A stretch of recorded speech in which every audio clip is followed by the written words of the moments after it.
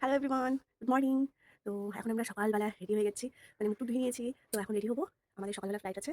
তো আমরা যাচ্ছি হচ্ছে একটা খুবই আমার পছন্দের জায়গা, মানে আমি কোনো খুবই যাওয়ার ইচ্ছা, আমি এখনো যাইনি। তো দেখো বাইরের ওয়েদারটা কেমন। আজকে একটু কুয়াশাটা কম, ভাবছিলাম কুয়াশা হলে তো যেতে পারবে না, অসুবিধা হয়ে যাবে। তো দেখো বাইরে কেবলমাত্র সূর্যটা উঠছে, যখন উঠেছিলাম তখন তো একদম অন্ধকার, এখন সূর্যটা উঠছে। তো এখন আমার হাজব্যান্ড এই সকাল সকালবেলায় স্নান করে পুজোটা দিবে, তারপরে আমরা বেরোবো। চলে আসছি বাগডোগরা বিমানবন্দর।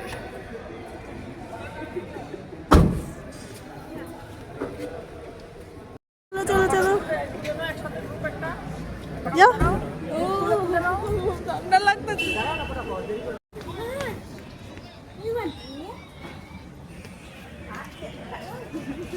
হ্যাঁ ওই জিনিস দেখাচ্ছিলেন এয়ারপোর্টে কত দাম।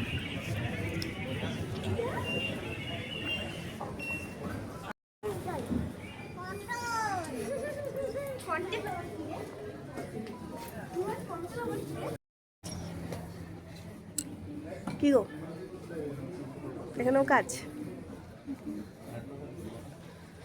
আমরা অনেকক্ষণ ধরে বসে আছি, এখন আমরা তো আমার উঠবো মুনকক flight-এ। দেখে নাও, আমার মুনকক দেখে নাও। আচ্ছা ওটা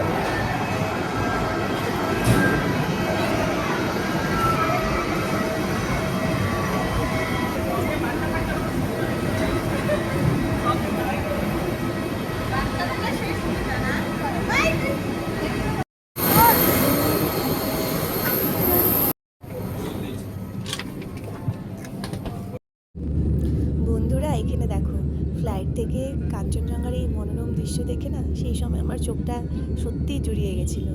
যদিও বা কিন্তু ভিডিওতে এতটা ভালো আসেনি।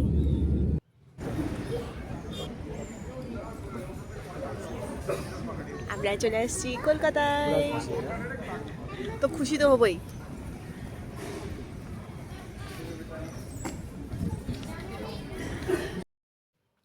তারপরে এই যে কলকাতা থেকে আমরা আবার ফ্লাইট চেঞ্জ করে চলে গেলাম আমাদের গন্তব্যস্থল। আর সেইখানে একটু ইন্ডিগো থেকে আমাদেরকে এই স্ন্যাক্সটা প্রোভাইড করেছিল, খুব টেস্টি খেতে। তো সেটা খেয়ে তো চলে আসলাম। দেখো এখানে একদম উইন্ডো থেকে দেখা যাচ্ছে, মানে এটাও দারুণ দৃশ্য, মানে আমার এটা দেখার খুবই ইচ্ছে ছিল। তো চলে এসেছি আমরা আন্দামানে। এখানে দেখো আমার ছেলে খুব খুশি।